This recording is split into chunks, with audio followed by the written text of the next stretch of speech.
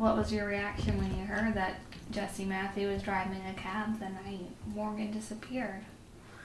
You know, I really don't know how to process some of this new information that's coming out, and it's silly because we have worked so very hard and so long to try and find the person responsible for Morgan's abduction and murder.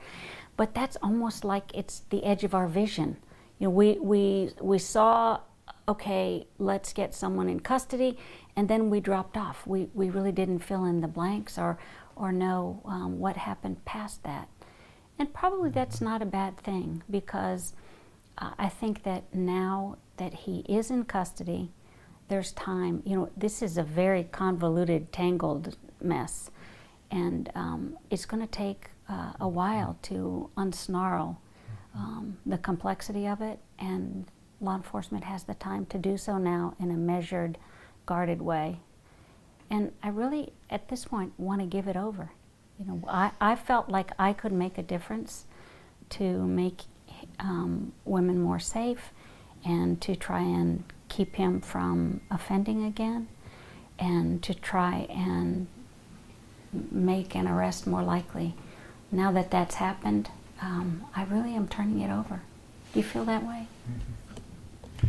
Yeah, you know, it's been so busy the last several weeks, you know, with the news, which you know, is a relief. But the relief is that he's, you know, not on the streets anymore. And, you know, to me, the important thing is that this young lady is still missing. You know, and that's the most important thing I think that we can do at this point, is find Hannah for her parents. And but it is a little surreal in some ways. I'm not sure we've processed. It's difficult because although we are relieved because this predator is in custody, it came at great price. Hannah Graham is still missing, and her family needs to have her back home. And that is the focus that you want people to maintain, and what they get from your interview is that how this all became will be figured out in the court process, but right now we need to find Hannah. Right. I have no ability to change anything from this point forward. Maybe I didn't have a chance to change things from Morgan being killed to now, but I wanted to try, even if I couldn't change the outcome, I wanted to know that I did everything within my power. We did everything within our power to keep the next girl safe. We really wanted to save the next girl. And to me, that's the sad part about this, is that in our finding some answer, unfortunately, as we've said for the last 5 years, it is very likely that the next time that we get any information, it's because someone has been harmed.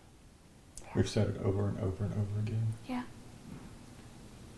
And I don't know what word describes this emotion, but to hear that people saw that sketch that you have pushed and take a close look at this and thought, well, you know, that guy, Jesse Matthew, kind of looks like that, but no, it couldn't be him.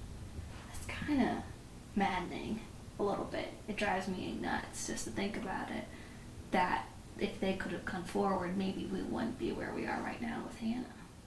But you know, you can't blame people. People want to think that life is calm and there are no evil people amongst you, and that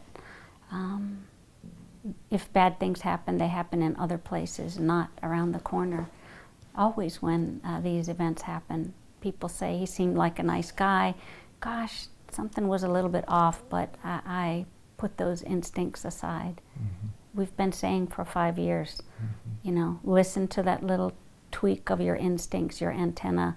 Don't be the filter. Take your information directly to police. And that is still an important thing. We still need information in Morgan's homicide case as well as Hannah's abduction case. And people have seen things. People may have seen this man with injuries after Morgan was abducted, or after Hannah was abducted. You know, people have seen things. Please come forward. Family needs answers.